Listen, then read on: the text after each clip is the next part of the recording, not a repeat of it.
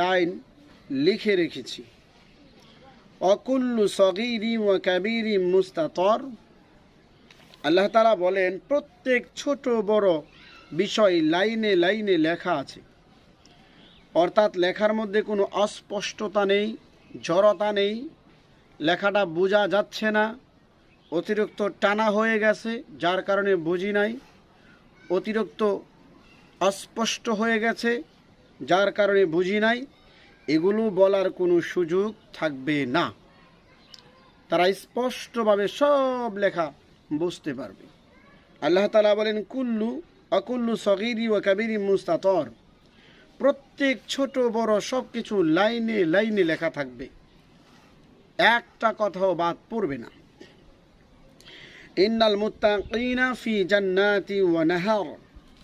মুত্তাকিন যারা, তারা থাকবে নহর বিশিষ্ট জান্নাতের বাগানে। সুন্দর বাগানের বৈশিষ্ট্য হচ্ছে ওই বাগানের পানির নহর প্রবাহিত থাকবে। ইমাম কুরতুবী বলেন জান্নাতে পানির নহর, শরাবের নহর, দুধের নহর, মধুর নহর প্রবাহিত থাকবে।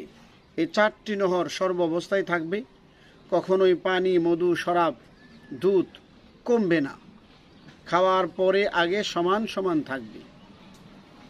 জান্নাতে যত প্রকারের আরামদায়ক জিনিস দরকার বান্দা বলার সাথে সাথে